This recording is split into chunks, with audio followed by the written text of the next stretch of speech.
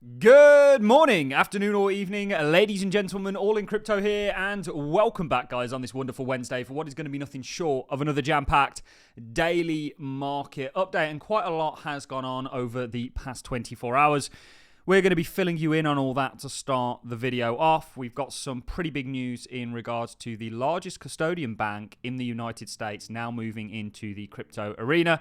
Of course, this is following the exemption that the SEC gave in regards to SARB 121, which was discussed in yesterday's hearing, which we'll talk about in just a second, to BNY Mellon, the largest custodian bank in the United States. They're now moving into custodying crypto. Now, they wouldn't be doing this if they didn't think there was going to be the demand for it. We have looked previously on the channel at papers released from the likes of Ernst & Young that essentially surveyed 277 of the largest asset managers in the world globally. And there was a very pressing kind of theme to that there's clearly an appetite there for digital assets and an increased exposure coming. Some of the walls from a banking point of view that need to be broken down are getting broken down with the likes of SARB 121. And we've seen progression on that, certainly in regards to BNY Mellon. Very much cronyist in regards to how the SEC is sort of enabling the larger banks and not the smaller ones to sort of get on board with this, but we will cover that to start the video off. Of course, yesterday we did just mention it. You had a hearing between the Senate and the SEC, and we did stream this. We certainly streamed the first 3+ hours of it. It was interesting. It wasn't the fariest one that I've seen thus far. You had the likes of Tom Emmer really own Gary Gensler. You had some people who, of course, are very in favor of Gensler, like Sherman, who really hasn't got a clue what he's talking about. He was claiming to be doing things in the name of capitalism whilst doing things that, or supporting things that are probably more communist in nature. Also, there was an interesting comment in regards to there being too many white robots in iRobot, which is rather interesting, as Will Smith was the, what was the lead in that film. But I guess my main takeaway from the whole thing is it's a crazy world that we live in, because you literally have people. And there was a lot of people on the Senate that were in favor of this industry, and credit to them. But I doubt they really understand anything about this industry broadly. And they're kind of policing it or having oversight over an industry that they really don't understand. And that's the nature of the crazy world that we live in. Whenever you have government, there's always a kind of disconnect with the governing, certainly in certain areas. But that was yesterday. I think it was more positive than negative for the cryptocurrency space. Hester Peirce, I really liked some of her comments. And then we're going to be talking. Yesterday you had, let me just find who this was actually. BlackRock's head of digital assets come out and essentially say some pretty interesting things in regards to Bitcoin. And we're going to be listening to this. We did do a full video where we went through the report that BlackRock published in regards to Bitcoin being a great diversifier for your portfolio due to its kind of fundamental nature of being opposed to the system that kind of sees risk do well. Although it does well with risk, it'll probably do well on the back end of things that perhaps risk wouldn't. And that was an interesting kind of concept that they brought forward. And then we're going to be diving into some charts, looking at some charts that we've not looked at in a while in regards to the crypto space that lead us to a rather bullish outcome. So without further ado, ladies and gentlemen, let's dive into the video. Now, this came out yesterday. This is from Bloomberg Crypto. BNY Mellon's plans crypto ETF custody as Wall Street eyes digital asset revenue. BNY won't have to follow SARB 121 rules for crypto ETPs, exchange-traded product clients. Banks recognize custodian crypto on a balance sheet under rule. So there was news yesterday. We did cover this, or a couple of days ago. This is from the Meta Lawman. The high-integrity move would have been that the SEC to withdraw SARB 121, which is it's about banking crypto regulation in regards to how much they can hold and how they store that on their balance sheet. After a vote in Congress to repeal it, the low integrity move would be the SEC to grant exemption to certain well-connected big banks. Guess which move Gary Gensler chose. A little bit about BNY Mellon. Today, BNY Mellon helps over 90% of Fortune 100 companies, so the majority of them, and nearly all of the top 100 banks globally access the money they need. It works with over 90% of the top 100 pension plans. BNY Mellon oversees $49.5 trillion in asset under custody and or administration and $2 trillion in assets under management. It employs 50,000 people globally. So this is a huge company. it oversees that amount of money, 10% of that into the crypto space. I mean, what is Bitcoin's market cap today, ladies and gentlemen? Let's actually throw this up. BTC, what is it? It's got to be a couple trillion. 1.2 trillion is Bitcoin's market cap today. There's so much money out there. Certainly if Bitcoin and the likes of BlackRock are going to continue to push it, and the altcoin market only needs a fraction of that money to flow into it, which I think it will, you know, there's exponential growth that can come out of this space, guys. You're going to see it in the tens of trillions, in my opinion. Certainly this bull market, we've got targets, and we'll talk about them in just a second when we dive into the charts and get through the news. They're going to see crypto likely get into the 5-6 trillion. I think Bitcoin 3-4 trillion by the end of this cycle.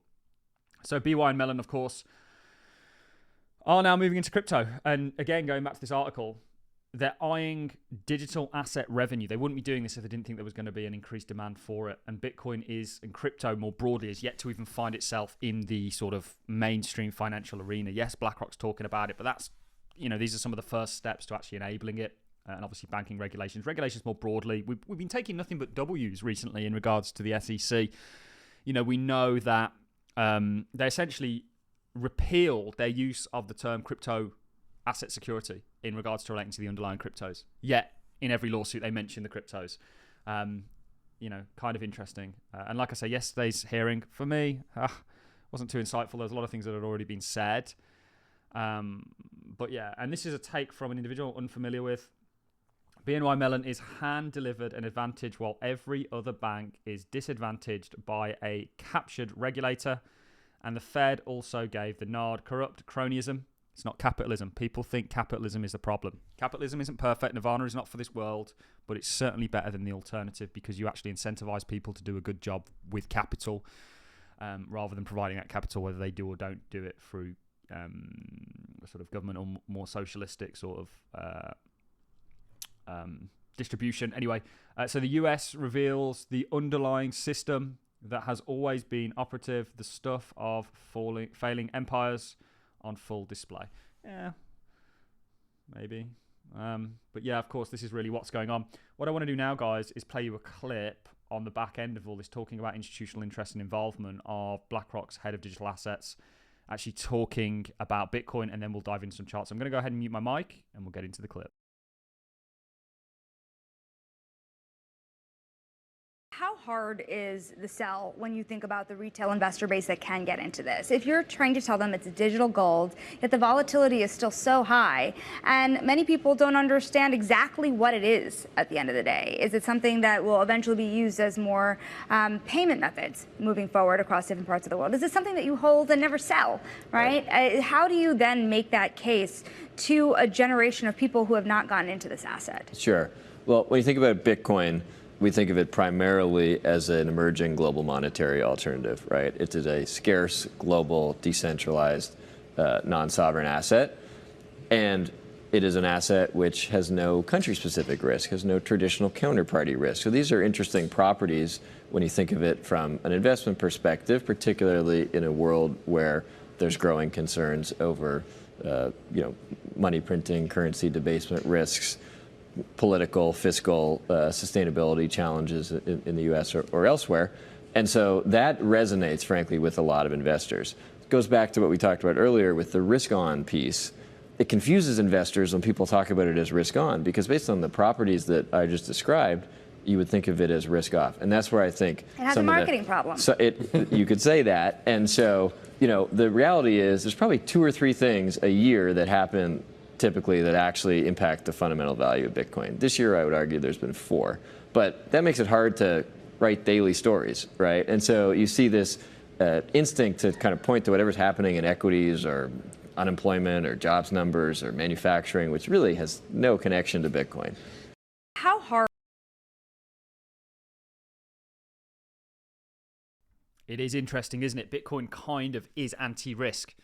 In regards to the things that drive risk, actually Bitcoin was designed to do well on the back end of. Yeah, it's an interesting one. We'll see if that sort of uncorrelation does come to fruition. Right now, Bitcoin's largely driven by liquidity and things like this and moved by the same things that risk is. The real question that you can derive from all that is, what does it do when risk doesn't do so well on the back end of some of the things that Bitcoin was kind of designed to escape. We're not going to use the word matrix here, but let's dive into a little bit of technical analysis. So we did have a short-term target for Bitcoin that's essentially likely going to take you to around about 84k. I actually think you've triggered that and you're well on your way, in my opinion. We did look at this going into the FOMC. There are also broader targets. You've very much taken this splitter, you're working your way up, you're consolidating. It won't be long before you push through that. And this sort of short-term resistance, and you start to sort of complete or make targets on some of these broader patterns. The stage is very much set. Yesterday we spoke about China and what they're doing. Global liquidity very much set to rise. There's a lot of overlap in regards to cycles. Get ready for a great time, guys. Now is the perfect time to be interested in crypto. And the reality is the majority of retail really aren't here yet. The vast majority of retail aren't here yet. They will come. Liquidity will come. The stage is very much a set one, in our opinion. We've still got and are looking at targets to $3.7 trillion for total cryptocurrency market cap. Also others we think is likely going to make a move towards 1.9, which means the top 10 excluding Bitcoin is likely going to be 1.8 trillion. When we look at some of our crypto ETPs, which the likes of BY Mellon we're just talking about, we've still got targets for this. This is like an 8x for Grayscale Digital Large Cap Fund. Bitwise, again, still setting up. This is over a 10x. So if you're going to buy any of these, it would be Bitwise. Not financial advice, though, just my own opinion. And also, you've got the likes of 21 shares. Lots of our miners doing well. Do become a Patreon, guys. Now is the perfect time. This is one that many Patrons were in the sort of $2 range. This is up and away. And we've got some or a particular Bitcoin miner that we think is going to significantly outperform these. Riot's one of the real weaker ones. Hut 8 stronger. I like Hut 8 more than I like Riot. Coinbase, just waiting for this to sort of recover. Trend's still very much intact. This is just a pullback after Coinbase had done quite a lot. So generally, we think the space is in a great place. We've got lots of stocks that we're looking at. Lots of small cap stocks, actually. Look at some of our stage 2s. Obviously, Robinhood. We were looking at this based on its range. Those of you that done our sort of phase analysis course, the Market Mastery, will know what we're looking at here. Lots of small cap stocks doing really, really well. Sort of just coming into resistance. So we won't go too far down the sort of small cap stock rabbit hole. That's maybe for another video. If anyone wants videos on small cap stocks, do let me know. Guys, it's an amazing time. It's the best time to be involved in the cryptocurrency space. Interesting news from BNY Mellon. Also, BlackRock's head of digital sort of strategy, digital asset strategies, coming out and saying some very interesting things. Yesterday's hearing was more pro-crypto, but also, I think in the grand scheme of things, nonsensical. We've got dinosaurs sort of trying to, regulate an industry that just is so beyond, I think, their sort of ability to grasp and or even desire to grasp, that it's just kind of a nonsensical event almost, but one that we'll cover nevertheless. And also, technically, we think the stage is very much set for the good time that we've been predicting for a while now to take place. Remember, we got back into the markets in January 2023. A lot of chop for altcoins, market generally up. Ultimately, we're prepared for what's to come, and I hope you guys are. That's it from me, ladies and gentlemen. I'm going to love and leave you on that note. Thanks all for watching, and I'll see you all in the next one.